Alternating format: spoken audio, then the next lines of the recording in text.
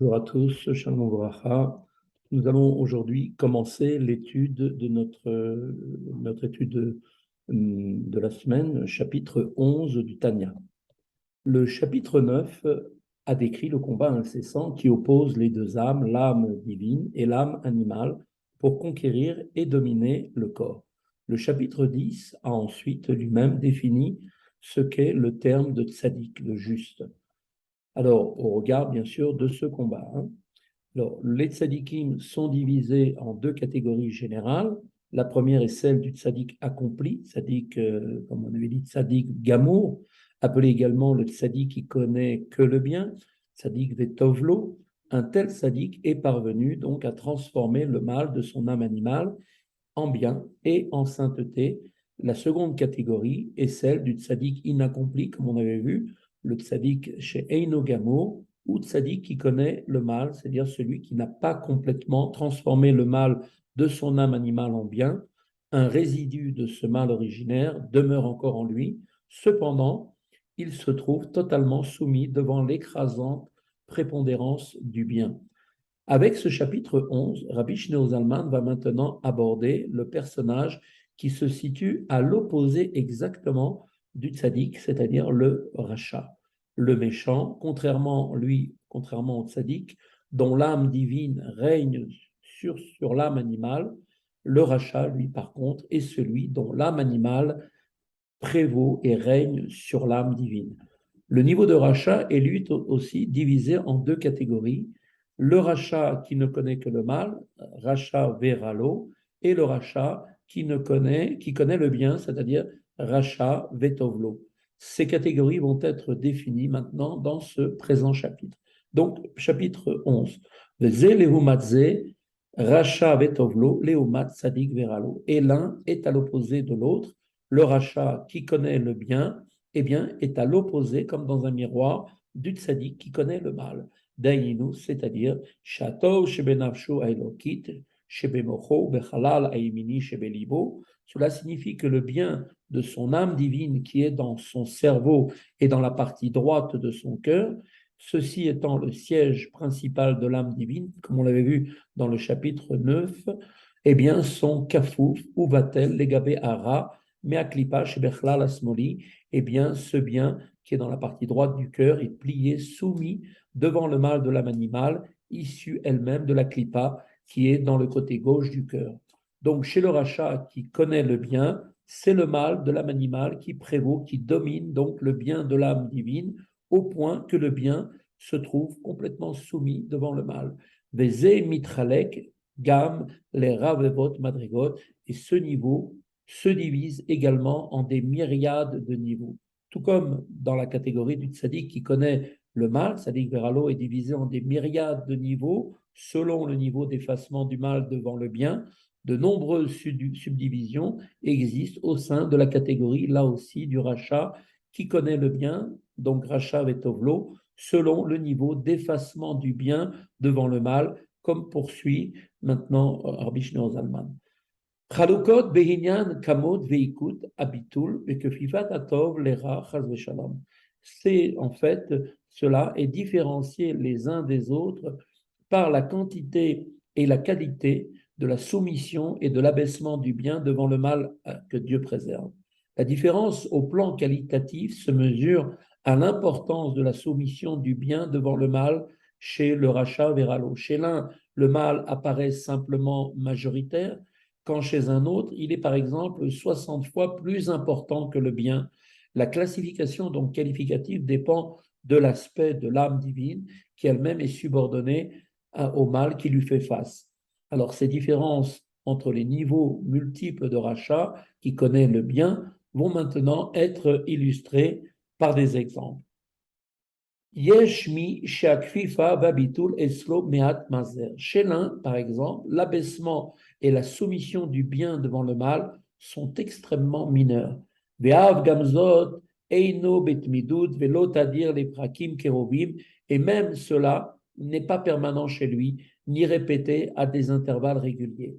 Et là, les hetim rechokim mitgaberara alatov vekovesh et air aktana ou à Gouf, mais plutôt À de rares occasions, le mal prend le dessus sur le bien et conquiert la petite cité qui est le corps. Comme il a été expliqué au chapitre 9, le corps est comparable à une petite cité dont la conquête fait l'objet d'un combat terrible entre l'âme animale et l'âme divine. Arlo kulo et la mixato levad. Cependant, même alors que le mal s'empare en fait de lui, pas dans la totalité du corps, mais seulement d'une partie. Shaya sach le mashmahuto venaselo merkava, de façon à ce qu'elle lui soit obéissante et devienne pour lui un char. C'est-à-dire que cette partie du corps devient subordonnée au mal, tel un véhicule, donc devant avec son conducteur. Ou le vouch lit la bejbo, echad mishlosha levouché, aniskari lehil, et cette partie donc sert de vêtement pour l'un des trois vêtements de l'âme animale évoqués plus haut. Chapitre 6, nous avions expliqué que les vêtements de l'âme animale sont la pensée, la parole et l'action liées à la faute. Chez le rachat, décrit ici, le mal, lors des rares occasions où il prend le dessus sur le bien, ne s'exprime que dans un seul de ces domaines ou appelés vêtements. De plus, dans ce champ d'expression limité, le mal n'entraîne chez lui qu'à commettre des transgressions mineures, comme poursuit d'ailleurs Rabbi Shneur Zalman. Daïnou, c'est-à-dire, nous dit-il, O bemaase levad, la sot averot kalot, veno chamurot chas shalom. C'est-à-dire que chez ce rachat vetovlo, eh bien, l'âme animale s'exprime en action seulement pour commettre des transgressions mineures uniquement et non des transgressions majeures que Dieu préserve, car l'âme animale n'a pas la force de prévaloir à ce point-là. O bedibor levad, les daber avec la shonara, velitsnut, gavna, ou bien chez lui, eh bien, elle va s'exprimer, cette âme animale, en parole seulement, par le vêtement de la parole, mais simplement dans l'expression de la parole qui frise un petit peu la médisance, donc la shonara, la raillerie, la moquerie, ou tout ce qui est semblable. Le mal n'étant pas chez lui suffisamment puissant pour l'inciter à faire de véritables propos de médisance ou bien de moquerie. Ou bien chez quelqu'un d'un peu plus raffiné, mais Marshava Levad, Irure Avera, Kashim Avera, ou encore le mal s'exprime chez lui en pensée seulement, dans des pensées fautives qui sont sous certains aspects pires que la faute. Plus subtil que la parole et l'action, la pensée est le vêtement le plus intimement lié à l'âme. Aussi, la faire porter sur la faute peut-il, d'un certain point de vue, affecter l'âme plus profondément que l'acte fautif lui-même que l'on fait par le vêtement de l'action. וגם אם אינו מערער בעבירה לעשות אלא בעניין זיווג זכר ונקבה בעולם, il en est ainsi s'il ne pense pas effectivement commettre une faute, mais par exemple va réfléchir simplement à l'union qu'il y a entre un mâle et une femelle en général. שעובר על אזהרת התורה ונשמרת בכל דבר שלא יערער ביום וכו'. Et donc, il va transgresser ainsi l'interdiction de la Torah qui nous dit tu te garderas de toute chose mauvaise que nos sages interprètent comme le commandement positif suivant. Un homme ne doit pas se laisser aller à des pensées impures la journée pour ne pas ensuite être sujet à une pollution nocturne. Arrêter sa pensée sur de tels sujets est donc bien sûr bien contraire à la Torah. O sheaya sha'at akosher la sog batora ve'u mefane libo levatala, ou bien cet homme-là encore, ce rachat vers l'eau, a une autre forme d'expression du mal à travers la pensée chez ce rachat partiel, quant à un moment propice qui s'est présenté devant lui, où il pouvait prendre effectivement ce temps-là pour l'étude de la Torah, et lui, malheureusement, à ce moment-là, a détourné son cœur vers la vanité des plaisirs de ce monde.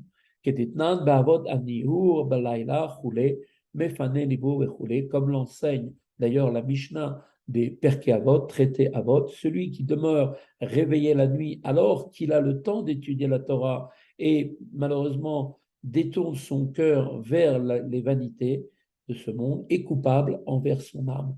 Dans les deux derniers cas, le vêtement de la pensée de l'âme prend le dessus et se manifeste dans son corps. Mikol Ele ou Bahem Nikra Racha Be'etai.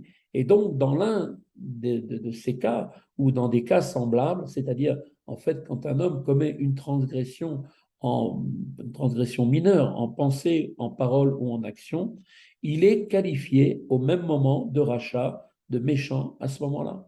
Shara shebenavsho go verbo mitlabesh begufo ou martio metameo, parce que l'appellation de rachat signifie en fait que le mal de son âme animale prend le dessus en lui, se revêt de son corps, le fait fauter et vient le souiller. Par la suite, ce rachat betovlo a par la suite, et bien après que cet homme ait commis une transgression, en fait, dans l'un des cas précédemment cités, que ce soit dans pensée, parole ou action, eh bien le bien de son âme divine prendra le dessus et il regrettera sa faute liée à une pensée ou une parole ou à un acte. ומבקש מחילה וסליחה מהשם, והשם יסלח לו, אם שב בתשובה ראויה על פי עצת חכמינו, זיכרונם לברכה, בשלושה חילוקי כפרה, שהיה רבי ישמעאל דורש וכולי, כמו שכתוב במקום אחר. Et donc cet homme-là, ayant pris conscience de sa faute, eh bien il va implorer le pardon de Dieu pour sa transgression, et Dieu lui pardonnera s'il se repent, bien sûr, de manière adéquate, selon le conseil de nos sachamim, nos sages de mémoire bénie, suivant l'une des trois formes d'expiation exposées par Rabbi Ishmael, comme il est expliqué par ailleurs. En fait, ici, les trois formes donc d'expiation évoquées sont les suivantes. Premièrement, possibilité, si un homme, par exemple, manque au respect d'un commandement positif et le regrette, il se repent, il est immédiatement pardonné. Il n'a pas fait le Kriyat Shema en son temps, il n'a pas mis les tefilines, par exemple, et bien là, il regrette, là, il est pardonné. Deuxième possibilité, s'il transgresse un interdit et se repent. Eh bien, si maintenant il a effectivement une vraie repentir, Yom Kippour et son repentir lui apporteront le pardon. Troisième possibilité, si sa faute est passible de la peine de karet, retranchement spirituel de l'âme, ou de la peine de mort au repentir et à la purification de Yom Kippour, doivent, pour que le pardon soit pleinement acquis, s'ajouter maintenant pour lui des souffrances pour le laver en quelque sorte. Cependant, comme le Rabbi le souligne, le pardon divin par le repentir ne change pas le statut de rachat au vrai sens du terme, mais seulement au regard du sens figuré des termes rachat et tzaddik. C'est-à-dire que par rapport aux notions de récompense et de châtiment, eh bien, quand on va maintenant peser sur la balance des mérites et des fautes, telle personne qui faute rarement pour des choses mineures et se repent d'emblée est assimilée à un tzaddik et mérite effectivement une récompense pour l'écrasante majorité de ses bonnes actions. Mais l'emploi fait dans ce contexte du mot tzaddik est bien celui de son sens figuré, évoqué, comme déjà évoqué au chapitre 1er, dans leur sens véritable, les termes de tzaddik et rachat décrivent l'étendue du bien et du mal dans l'âme. Et dans cette perspective, le sujet ici qui est décrit ici, reste qualifié de rachat, même après s'être repenti et avoir obtenu le pardon, car sa prédisposition pour la faute demeure chez lui et dans son âme animale reste en situation de, quelque part, de dominer encore. Jusqu'à présent, Rabbi Shneur Zalman a décrit un rachat qui connaît le bien spirituellement élevé, un homme dont l'âme animale ne prend le dessus que rarement et n'atteint que l'un des trois vêtements qui sont la pensée, la parole et l'action. Maintenant, nous allons aborder un autre type de rachat. Il y a chez un autre type de rachat qui connaît le bien, un petit peu plus bas, si on peut dire, où le mal prédomine davantage.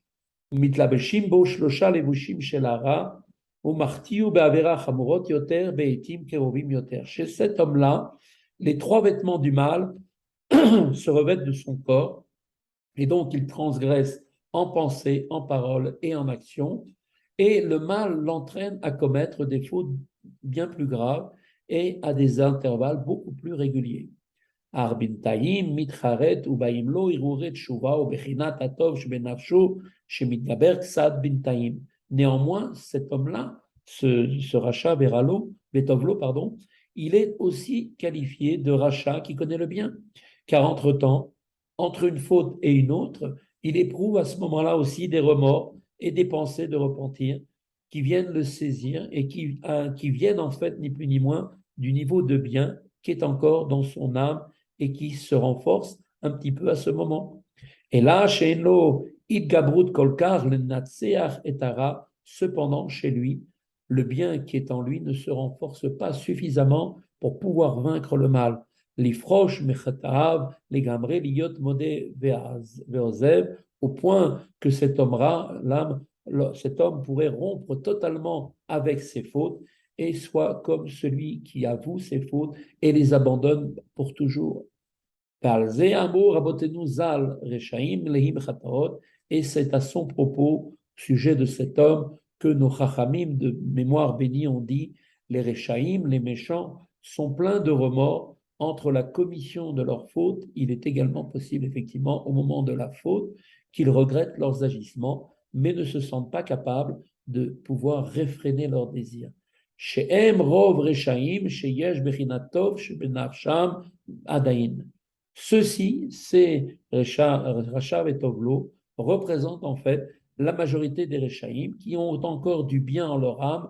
C'est ce bien qui vient provoquer chez eux ces remords dans leur esprit et dans leur cœur.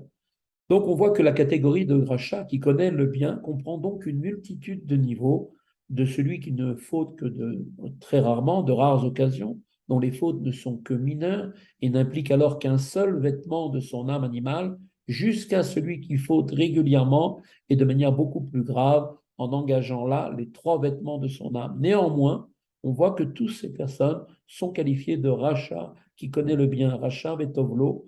La différence entre eux, en fait, ne dépend que du degré de soumission chez chacun, bien sûr, du bien par rapport au mal. Cela en opposition directe avec la catégorie, donc, comme on l'avait dit, du tzaddik qui connaît le mal, tzaddik veralo, elle-même divisée en différents niveaux suivant l'importance de la prédominance du bien sur le mal. Alors maintenant, après avoir défini la nature du rachat qui connaît le bien, Rabbi Shneur Zalman va donc aborder maintenant la description du rachat qui ne connaît que le mal. Mais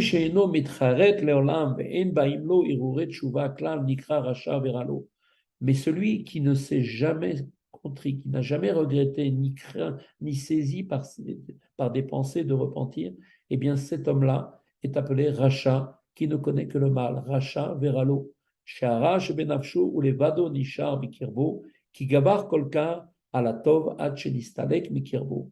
Car seul le mal de son âme chez cet homme-là est resté en lui, ayant effectivement, tant combattu et prévalu sur le bien que ce dernier, le bien, l'a quitté. Ve'omed bechinat makif alav milmala, et le bien, chez lui, se tient à présent sous une forme de ce qu'on appelle makif, une manière de dire que quelque chose qui est au-dessus de lui, qui est présent avec lui, mais qui est simplement à l'extérieur. C'est-à-dire que le bien chez lui, effectivement, il est en train de errer au-dessus de lui, pour ainsi dire, de façon distante, extérieure, sans être ressenti. Velachen amrou rabotenuzal, achal be asara shrinta sharia, mais parce que le bien est encore présent, quoique sous cette forme de makif, donc de quelque chose qui l'entoure, qui est au-dessus de lui, qui est donc cette forme de makif du fait de son âme divine, c'est pourquoi nous disent nos chachamim que sur chaque assemblée de 10 juifs, quel qu'ils soient, repose la Shekhinah, la présence divine. Cela veut dire maintenant que même s'ils appartiennent tous à la catégorie de Racha, qui ne connaît que le mal, Racha Veralo, la Shekhinah demeure au-dessus d'eux. Car la Shekhinah, présente au milieu d'une assemblée de 10 juifs, ne l'est en tout état de cause que sous forme de makif, donc sans que ceux qui sont rassemblés en soient eux-mêmes conscients. Dès lors que cette présence est possible au-dessus d'une réunion de 10 juifs, quels qu'ils soient, à propos du juif dont l'âme animale prévaut sur l'âme divine, on peut rapporter une éclairante discussion. Il y a une question qui avait été posée, une histoire. Il y avait un libre penseur qui avait demandé au Tzemar Tzedek en disant le mot Yehudim, les juifs. Normalement, ce mot est orthographié dans le livre d'Esther avec la lettre Yud avant la lettre finale. Pourquoi est-il orthographié avec 2 Yud dans le passage où il est fait mention du sévère décret contre les Juifs qu'avait fait Aman à cette époque-là. Le Tzemar Tzedek lui répondit à cet homme-là, la lettre Yud a pour valeur numérique 10. Elle représente elle-même les 10 forces que l'âme divine et l'âme animale possèdent. Certains Juifs placent leur vie sous l'égide des 10 forces de leur âme divine. Chez d'autres, c'est l'âme animale qui prédomine et leur conduite est donc également dictée en fait par les 10 forces de cette âme. Aman, lui, entreprit d'exterminer tous les Juifs, y compris ceux qui se trouvant sous l'emprise de leur âme animale et donc forcément dépendaient des deux Yud, le Yud, ceux qui étaient donc les tzadikim, et le Yud pour les Rechaïm. Son interlocuteur pourtant renchérit.